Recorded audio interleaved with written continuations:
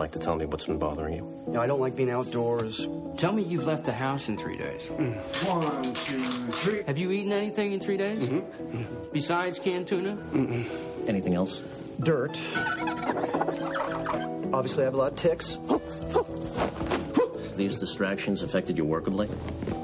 What would you do if you had to change careers? What, if I wasn't an antiques broker? If you weren't a criminal? I'm Agent Kellaway. This is Agent Cole. We're from the Federal Trade Commission. You've been the victim of fraud. Do you have any more of those L-47s? Oh, yeah, maybe in the car. Oh, wait a second. Oh, here we go. This is Dr. Klein. I just got off the phone with Angela, your daughter. She says she really wants to meet you. Remember me? All of a sudden, I have a daughter. Someone in here! Hallelujah, you got a chick in here? It's a riot, huh? Little training bras hanging from the shower rods. And that's no way for a young lady to behave, and shame on you! Just try to be as honest and open with them as possible. Right. You're a con man? Con artist. Wow. Flim Flam Man, Matchstick Men, take your pick. And that guy Frank? He's my partner. Teach me something. Rule number 1, never work near where you live. Don't... Rule number 2, don't write anything down. You regret it? Exposing her to that? Well, it was a little... It made me feel a little... I really liked it. How much you think we can take that guy for? 30 grand. More. 500,000? A million?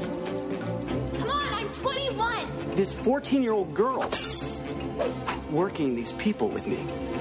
My dad's as smooth operator. I'm not very good at being a dad. I barely get by being me. You good to go? Is it poo in the woods? Just say yes, okay? There's one last thing. What? I want you to give the money back. This is so... You think crime doesn't pay? No, it does. It does, just not very well. Hello, and welcome to The Complete Works, an in-depth look into the career and filmography of Nicolas Cage. My name is Mike Smith, and joining me on this journey into the depths of true Cagedom is my friend, co-host, and fellow Cageaholic, Mike DeCriscio. How you doing today, Mike? Good. It's good to be back. Back in Complete Works land. Yeah, it's been a few weeks since we've recorded our last episode, but we are back, and we're hopefully back on a real schedule, but we'll see what happens. Life is crazy. That's a lot. That's a big ask, Mike.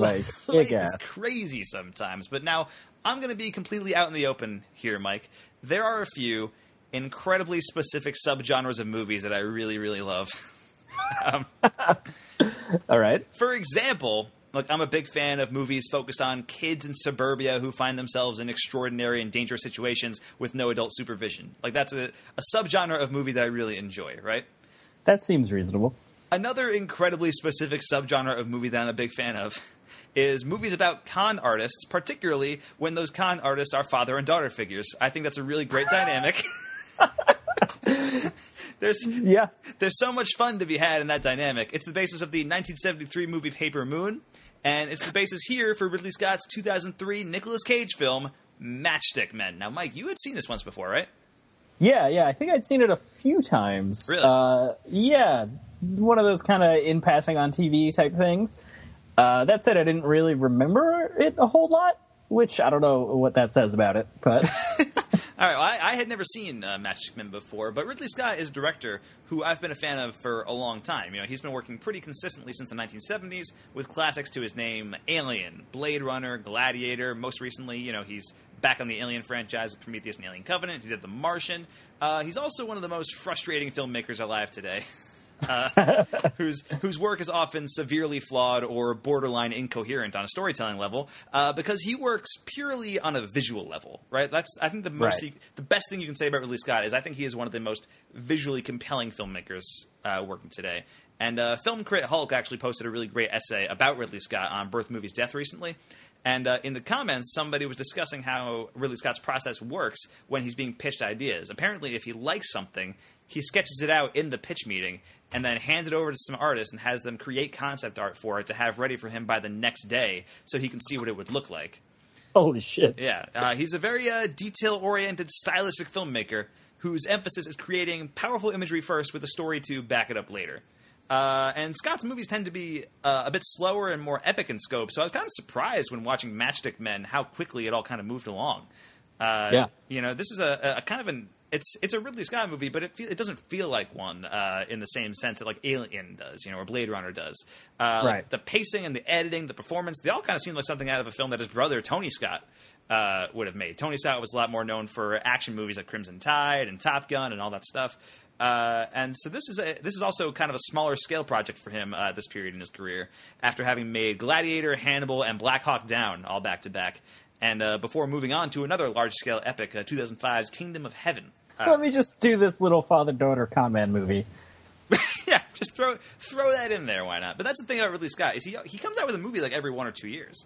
Like he's been working pretty much nonstop since like 1979 when Alien came out. And I should note, he was 40 years old when he directed Alien for the first time, or when he directed the first Alien. Like he was relatively late into his career when he made Alien. Like he was a production designer for most of like the first half of his life. And since then, he's just been cranking out movies every year, every 2 years, every couple of years. And I really enjoy most of what he does, at least on some level. Like I feel like there's a visual, at least on a visual level. Like I was talking about Prometheus a while back when we did our Alien Covenant podcast, which you can listen to at FilmBook.com. We just reviewed that movie pretty recently. We were talking about Prometheus and Alien Covenant and how those movies are very flawed. Right, like we were discussing both of them and talking about how like those movies have a lot of issues with them, but also there's this beauty to both of them that is really enticing, and like there's a lot of really interesting stuff happening underneath the surface that makes for a really compelling movie, I think. And with this one, there's a sense that Ridley Scott is just having some breezy fun, It's kind of allowing him to stretch some cinematic tricks he hadn't gotten to play with before, and the movie feels a lot better for it, for me at least. The movie is based on a novel that was released a year earlier by Eric Garcia and written by Ted and Nicholas Griffin. Ted Griffin also worked on the screenplay for another iconic con artist film, Steven Soderbergh's Ocean's 11. Wow, look at that. So that's pretty wild. And both brothers also worked on the FX show Terriers, which has become a cult classic. It only lasted 1 season, but it's the kind of show where... are you familiar with Terriers, Mike?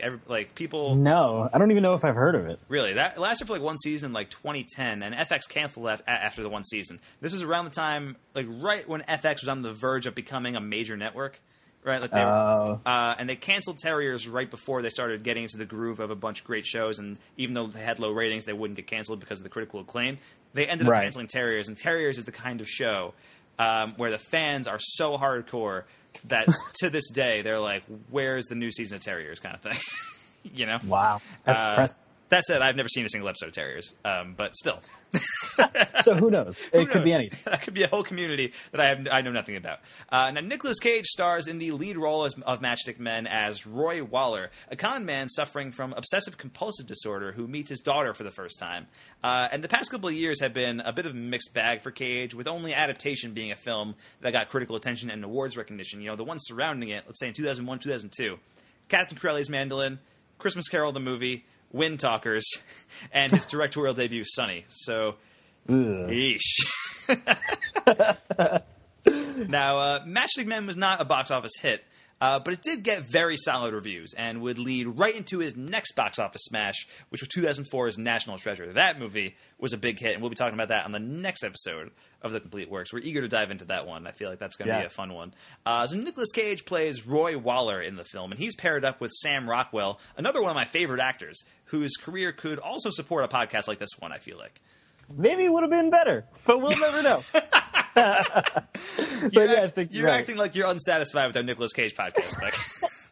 I would never want to put that out there into the world. Except on every episode that we've done. No.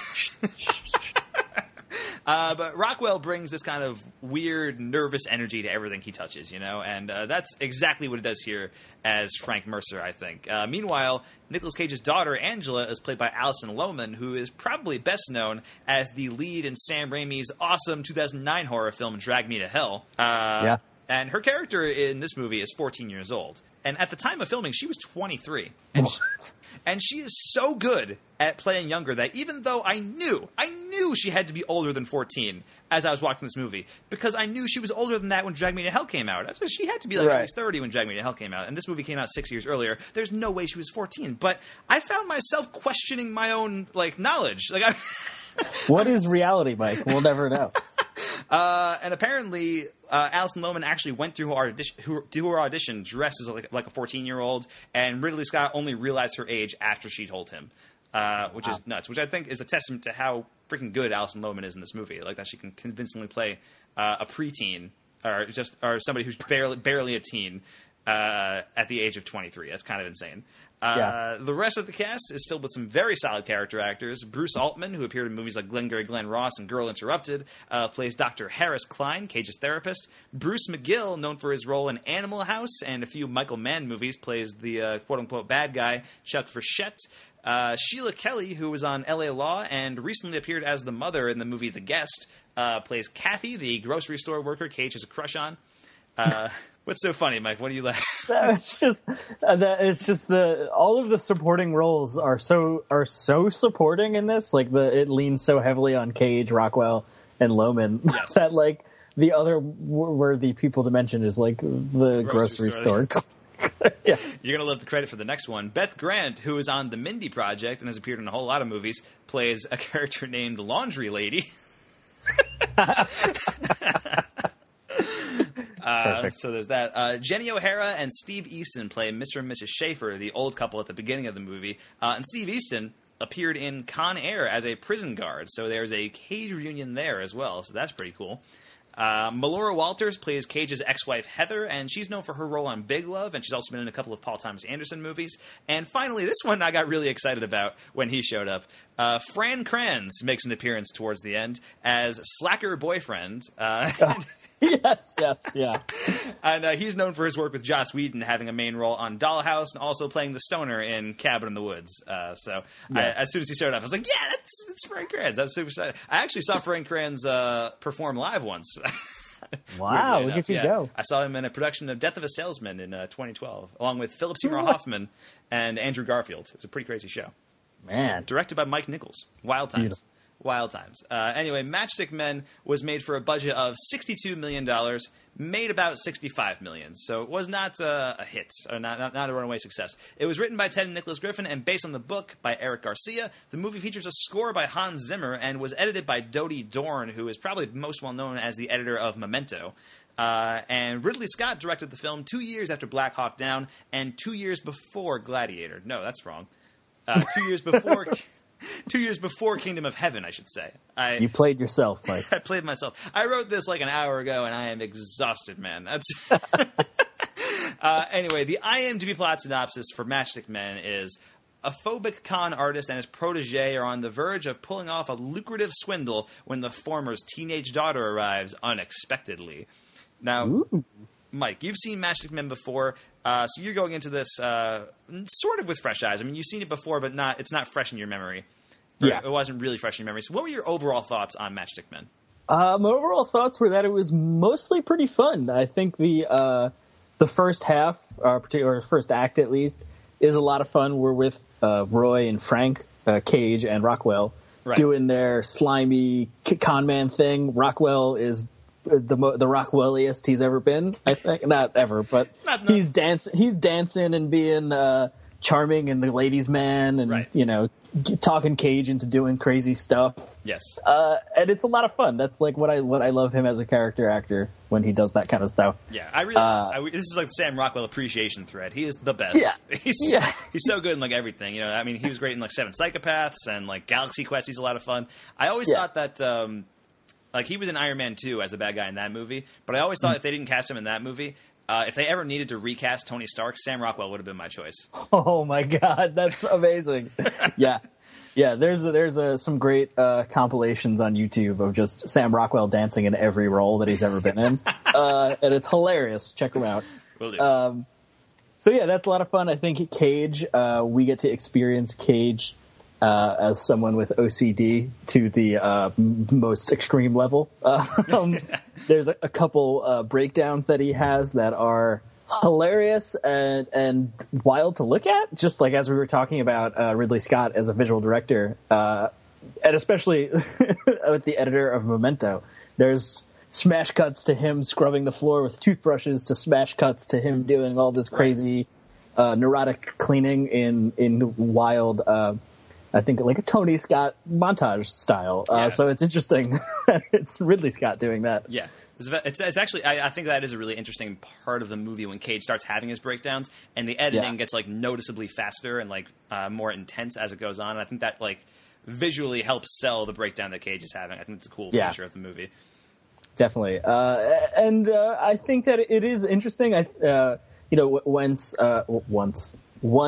Alison Lohman shows up as the daughter, I think it slams the brakes on a little bit for me personally. And this is where me not particularly remembering the movie hurt the movie having seen it before, because there's a twist, as a con man movie is wont to do. Right.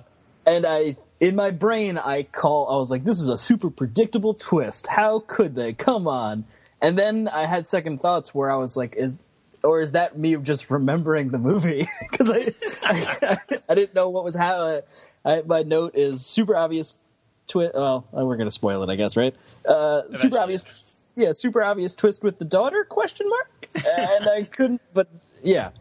But that's, could just be a fault of the movie.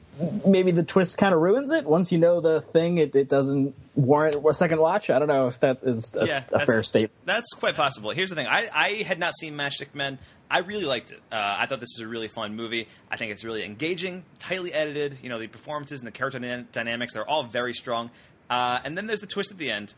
And I wasn't quite sure the twist at the end worked for me at first. It seemed like it was a little too elaborate, like a little too perfect. Like there's no possible way that this could possibly work.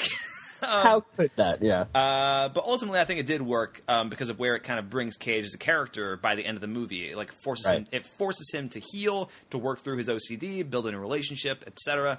So I did like that about it. But I also had that kind of same feeling when the movie ended, when I was like, I feel like if I watched the movie again with the twist in mind, it would ultimately hurt the movie. We'll talk about the twist in a little bit. But basically, everything is a lie, and so nothing in the movie actually happened. And so you're watching it, and it's like, well, why am I watching this? Like nothing's because there's no now there's nothing at stake really, except really like this character's not in danger. This character's not actually in danger. This character's not actually in danger. Oh, okay, so that's kind of it. Yeah, the best twists allow you to, fundamentally change the meaning and the plot of the movie, right? If once you know them, you go back and watch it a second time, and everything has new meaning. And it will enrich the thing that thing you just watched. Or render it all moot. It's one or the other. Yeah, I have a fairly controversial opinion that The Usual Suspects, which everybody knows for the twist, right? That Kevin Spacey's Kaiser Soze. Spoilers. Right. What? No. But that's played as a big twist ending, right? That Kevin Spacey is telling this whole story about Kaiser Soze throughout the entire movie, and then it turns out Kevin Spacey is Kaiser Soze. And that's really cool at first. But I think if you watch Usual Suspects again, it does hurt that movie quite a bit, because it's like, well, everything in the movie was made up. Like, it's a lie. Yeah. The whole movie never happened. Yeah, and so I do think The Usual Suspect, that's a fairly controversial opinion. I know people really love that movie, but it's a hot take, man. It is a fairly hot take. But I really did enjoy Matchstick Men this first time around anyway. Everything about it just screams slick. It's just a slick movie. Yeah. Like Ridley Scott saw Ocean's 11 and thought, yeah, I can do that. Yeah, that seems fun. Yeah, let's do that. Take a break from Hannibal and shoot this. Like, yeah. So what did you think of Nicolas Cage in this movie, Mike? Man, there's a lot happening in this movie for Nicolas Cage. There is. I think he's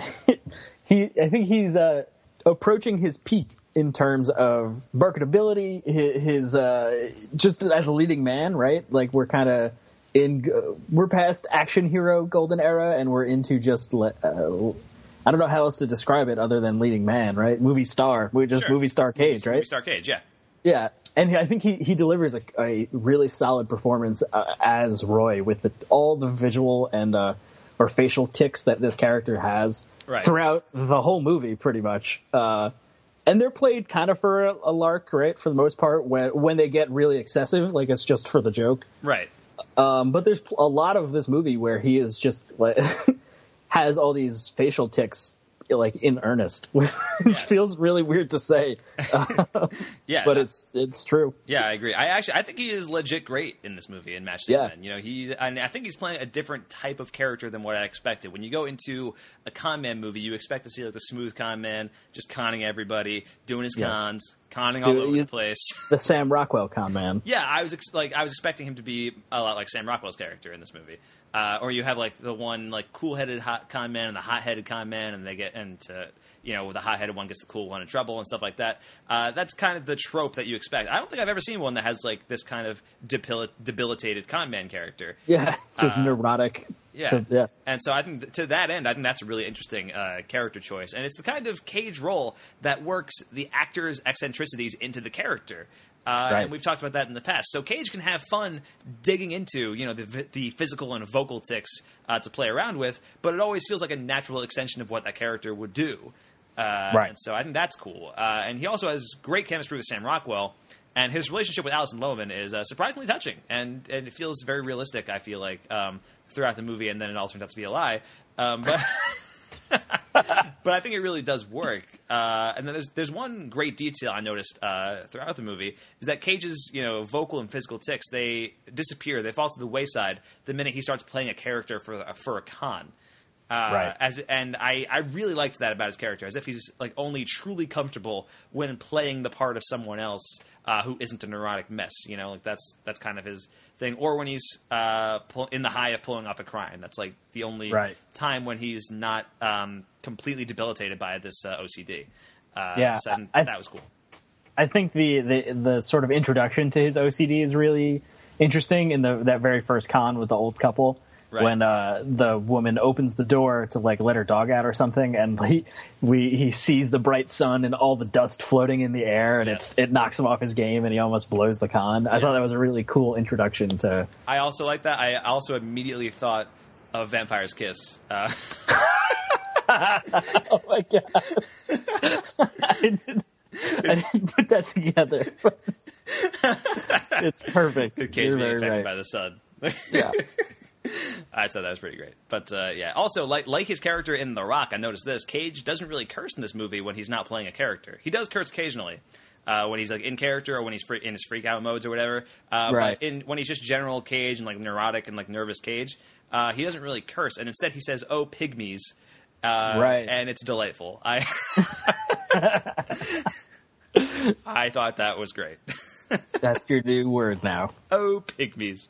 But yeah, and he also gets like some choice line readings in this movie and a lot of freakouts. Perhaps none better than this one, which is a contender for one of my favorite lines in any movie ever. When he's at the pharmacy, and, and he's in the middle of a freakout. He ran out of his meds. And he's like at the pharmacy trying to get more. Mr. Swanson, don't forget to drink plenty of water with that. Excuse me. Hi. I'll be right with you, sir. Hi, I need a refill of this. I don't have a prescription. Sir, please wait your turn. I know, but this is an emergency. Hey, buddy, ever heard of a line? Hey, have you ever been dragged to the sidewalk and until you pissed blood? And the guy says, "Hey, buddy, wait in the back of the line." And Cage just shoots back at him and really quickly says, "Hey, have you ever been dragged onto the sidewalk and beaten until you pissed blood?" Yeah, you gotta hit that blood. It's really weird. Yeah, it is a beautiful line reading from Nicolas Cage. I was really happy with that.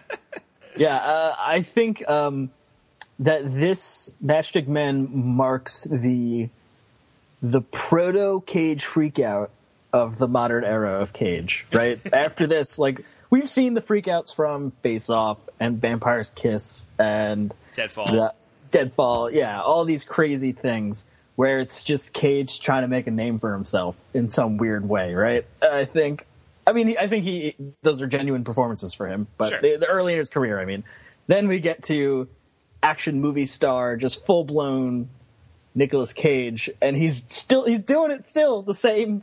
He's doing the same thing, but I feel like they're on a different plane than the early ones. You're saying the later freakouts they have a hollowness to them, like they're not genuine anymore. Like, no, I feel like they are just a different caliber of some sort, and I don't know what it is yet. I haven't put my finger on it, but when I think of a modern day direct to DVD Nicolas Cage freakout in some fashion, it feels much more like this freakout in the pharmacy in Matchstick Men than it does Vampire's Kiss. Okay.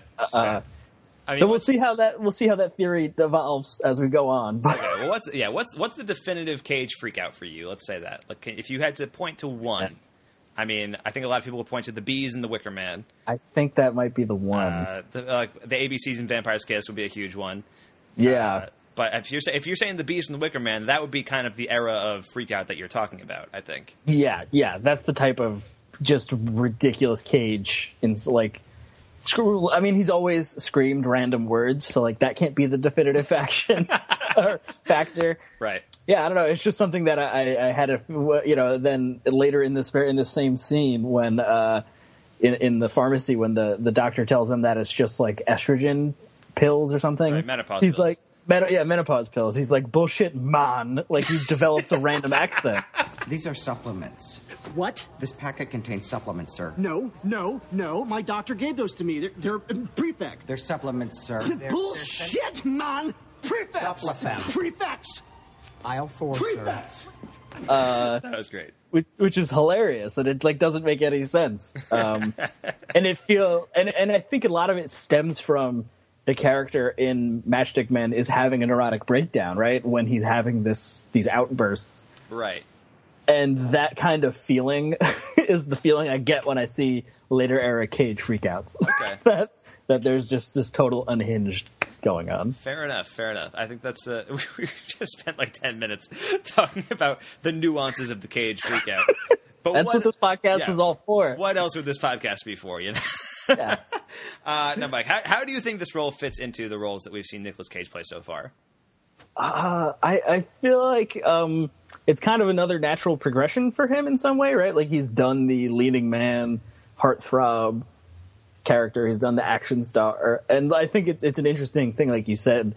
When you think con man, you think Brad Pitt and George Clooney from Ocean's 11, right? The suave, they've got it all collected. They've got the plan together. Yeah.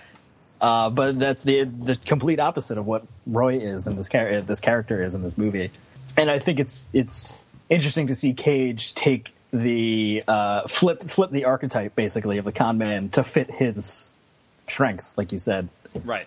Yes. Yeah. I agree with that. I do think there's a lot of there's not a ton of connection between some of his past movies, but it does seem like a kind of natural progression. You're right about that. I do think Cage brings a lot of similar vocal tics that he used in Adaptation for this one. Yes. It kind of feels like a similar kind of neurotic kind of performance to that end. And I did mention the rock connection before with the character not cursing so much. Also, Nicolas Cage bonding with a non-existent daughter is also the plot of The Family Man. Wow. Nice. I was so proud of that realization. I like it. So I'm going to ask you, were there any moments or scenes that stood out to you, Mike? But we should talk about the twist first, I think, that final twist. Yeah. Because we haven't really gone into what exactly it is. Literally, the entire movie was made up. Yep. Sam Rockwell was conning Nicolas Cage, and by extension, the filmmakers were conning the audience the entire time. Cage does not actually have a daughter. The therapist, the cops, and the guy that they were conning, all of them were in on it. Cage ends up losing all of his money, and Rockwell skips town. Apparently, even though that's part of the novel, they left that out of the script at first, thinking audience wouldn't want to see their hero wind up with nothing.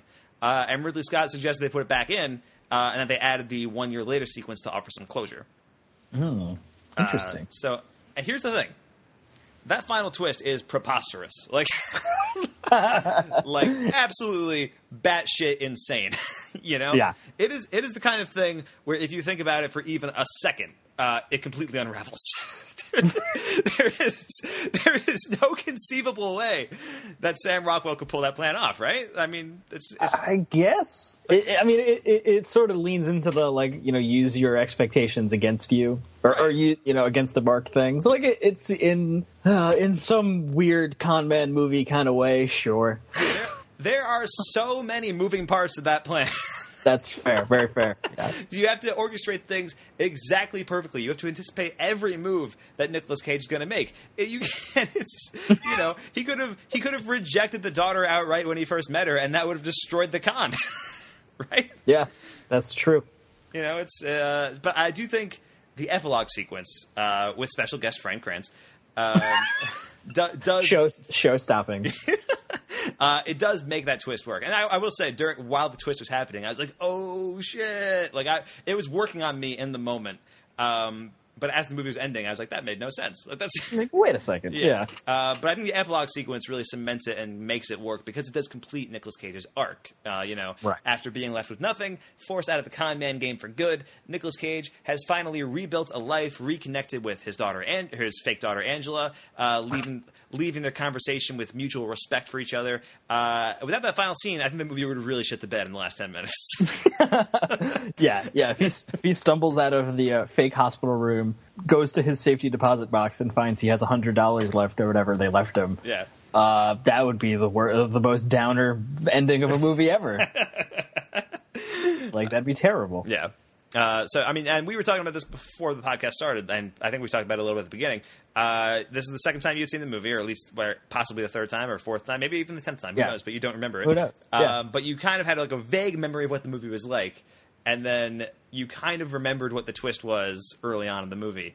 And that kind of deflated some of the movie for you. Is that right? Yeah, pretty much. There was the scene when Roy meets his daughter in the park for the first time, and like they actually hang out, and I was like, is this all a con? Like, I randomly had that thought, and I was like, I swear to God. And that's when I wrote my note down. I was like, the daughter's a con, maybe? Question mark. And then they pull off the laundromat con with the fake lotto ticket, and like, wow, look at what a natural con artist she is. I was like, this is so obvious. Come on. And then I was like, wait, am I just remembering what the movie is? Like, yeah, fair. I will say I did not see the twist coming. Like, as somebody who's watching the movie for the first time, had no knowledge about what was going on in the movie. I didn't research the movie or watch a trailer or anything like that. I just went in completely blind, and I did not see it coming. I was genuinely surprised and shocked and confused as to the probability that could possibly happen, but still, I did not see it coming. And actually, you mentioned that the sequence where Cage is teaching Angela how to do that laundromat con. That is my favorite sequence in the movie. I think it's the most fun. Their dynamic is terrific, and I love watching people tricking other people into giving them money. I just think it's a really entertaining thing to see in movies. It's also a key part of why I love Better Call Saul. That's a pretty big part of that show in the first two seasons, and it's just really engaging, especially when you have somebody like Nicolas Cage, like Bob Odenkirk, like participating in it and like giving a really interesting and like, just playing it very smooth and like pretending to be like bumbling and like, oh, I don't know what you're talking about, or like, just giving that person enough to go on. I feel like there's a cool artistry to that whole con man procedures. I feel like to the con artist. Yeah, you mean? The con artist. That was also a great line in the movie where she was like, "So you're a con man," and he's like, "No, con artist." I feel like people are listening to me talk about this and being like, wow, he really appreciates the art of being a con man. What if Mike is a con man? Is this podcast fake all along, Mike? You haven't actually listened to 40 episodes of this. That's Have you just been recording and then deleting these and never posting them? not telling me? Honestly, no one would ever know.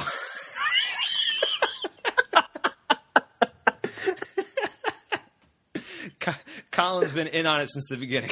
Mother of God. I applaud your efforts. But we should talk about Alison Lohman in this movie, because I think she is phenomenal.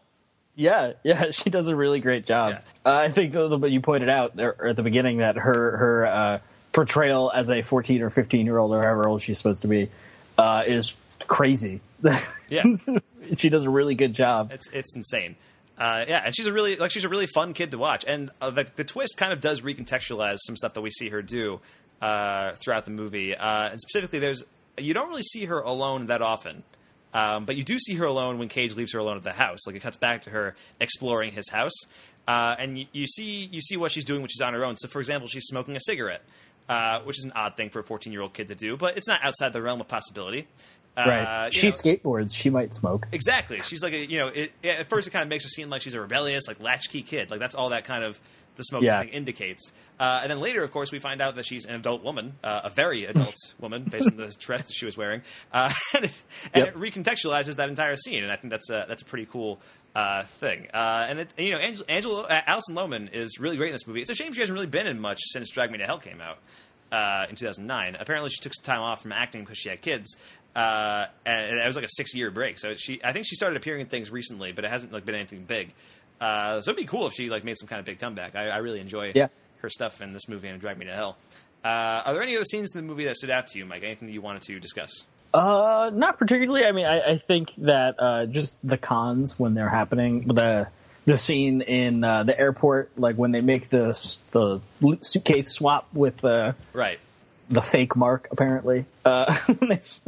Just those kind of things, because those are tense, and it's Cage and Rockwell doing their suave. Right. Yeah. Nothing in particular other than those are standout. Those are cool scenes. Yes. Those cons were a lot of the cons are easily the highlight of the movie, and also Cage and Angela together, just like them bonding was a lot of fun. Like going to bowling, the healing power of Domino's Pizza was always entertaining. That's true. But yeah, I do worry if I saw the movie again. Like if I saw it a second time, this is the sort of twist that would deflate pretty much everything, like right from the get-go. Like it would deflate tension. It would deflate a lot of tension from certain scenes. Like with the scene where Chuck shows up at Cage's house and Angela shoots him, have the same impact. if we know that none of that happened, that's all part of the con, you know? So there's stuff like that. But the movie does have a lot of snappy dialogue, some very funny editing choices. There was one really funny editing bit when he's first meeting Angela, and I think they're in the diner, and she's talking about like how he was a con man, and she's like, oh, is that how you ended up a criminal? And like as soon as she says that, it cuts to these two cops who just like get up from their table. Yep. So that was like a very funny choice. And like nothing happens from that. They just like walk out the restaurant, but it's like a very funny like quick bit where you see Cage get nervous for a second, and it's good stuff. But yeah. Otherwise, is there anything else you wanted to mention about Matchstick Men before we move on to Netflix reviews, Mike? No, I think I want to hear what the people have to say. Let's do that. Let's move on to Netflix reviews for Matchstick Men, starting right now. Here's a 3-star review of Matchstick Men. Not a Nicolas Cage fan, Ridley Scott does some entertaining turns at presenting the story, but this one's not even on my top 100 list. Okay. I love that review, because he's saying... That's the whole review. That's the whole review. He's saying this movie is so bad that it's not even in the top 100 movies he's ever seen. Wow.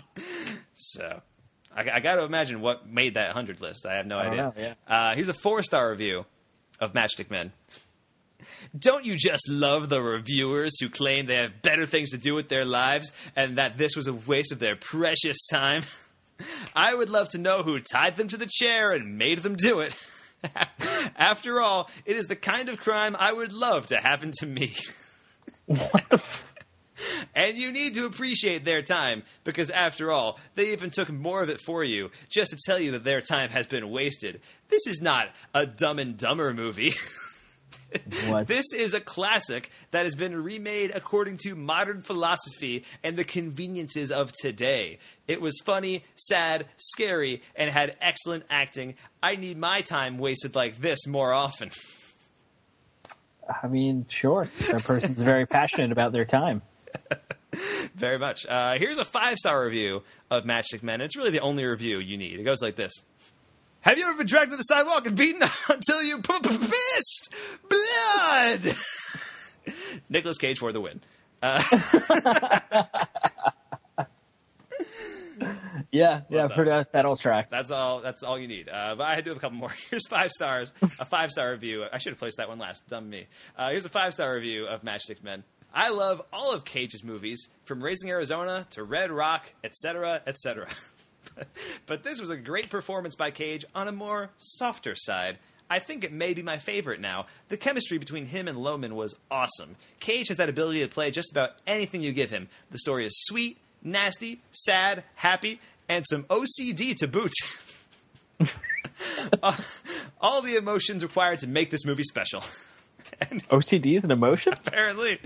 And this one hit it perfectly. Imagine Cage playing in Con Air, then this one. Totally amazing contrast. Great movie. And I'm an action guy. 6 stars for performance. Wow. Yeah. Went out of their way to give us an extra star. Yeah, very, very cool. Here's a 1-star review of Matchstick Men. Nick Cage is a shell of what he used to be when he dazzled in Valley Girl and mesmerized in Red Rock West. Heck, I even liked him in Leaving Las Vegas. Please, Nick, please end your career now. I'm begging you. Wow. Harsh words. Harsh words. I got another 1-star review of Matchstick Men. This movie would have been okay if not for Nicolas Cage's forced acting, which falls short. He should have called it quits after Valley Girl. That's the same person. And done us all a favor. I don't know, man. There were 2 different reviews. Had to be 2 different people. Who would review the same movie twice, Mike? It's like it's like the line in Die Hard 2. How could the same shit happen to the same guy twice? How could the same guy review the same movie twice? That's insane. It's unheard of. Finally, here's a 4-star review of Matchstick Men.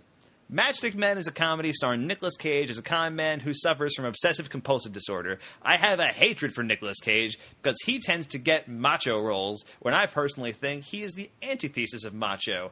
I could kick his ass. Wow.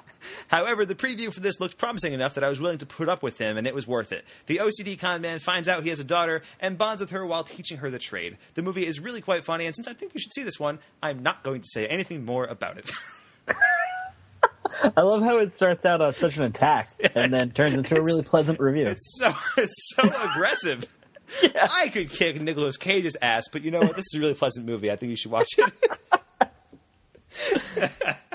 All right, so I think that wraps up our discussion on Matchstick Men, Mike. I really enjoyed it. I don't know how much I would enjoy it a second time, but for what it is, I think it's a really engaging, really fun, very slick kind of con man movie, and that's the kind of I really enjoy that kind of subgenre of movie. What did you do?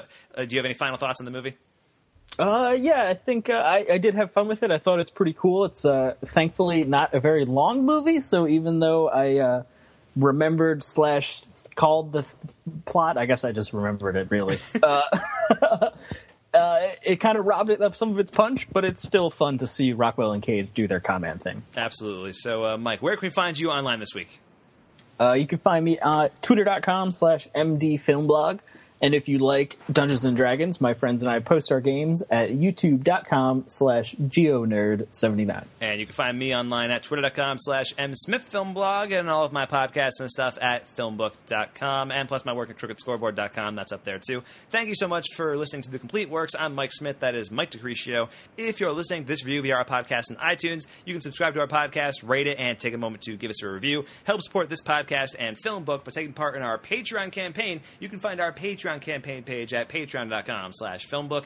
Any and all feedback, compliments, topic discussions, and even hate mail can be sent directly to podcast@filmbook.com. Please list the podcast you're emailing about in the title of your email because we produce just so many different ones it's hard to keep track. We would love to hear from you. Now join us in 2 weeks for another episode of The Complete Works in which we will be talking about a film that'll probably be pretty an interesting review. I'll say it's really going to be an interesting review to say at least. 2004's National Treasure. This is like a generational touchstone. For us, it's kind of weird because the movie didn't get like great reviews when it came out. I haven't seen it in like 10 years, at least. But like everybody I know has fond memories of National Treasure. I can't explain it, but it was just a movie that like everybody saw. Yeah, I think it was our generation's like Indiana Jones in some our low rent Indiana Jones. I mean, The Mummy was also kind of our Indiana Jones. That's true. So the point is we were blessed with a plethora of Indiana Joneses. Yeah, exactly. And the next one is National Treasure. So we're pretty stoked to dig back into that one. I'm very excited to revisit that one. Plus, you can keep an eye out for Film Bookcast, where we're probably going to be talking Baby Driver on the next episode. And Mike, I'm fucking excited to talk about that with you. I saw it last night. It's so I'm good. Jealous. I'm so jealous. It's so damn good. You got to see it as soon as you can. It made me want to download the soundtrack and do donuts in the parking lot like immediately after leaving that theater. Yes, perfect. So that's what we'll be talking about next. Thank you guys so much for listening, and thanks for getting in the cage. Boom! Nick Cage, motherfucker! Boom! Nick Cage, motherfucker! Boom! Nick Cage, motherfucker!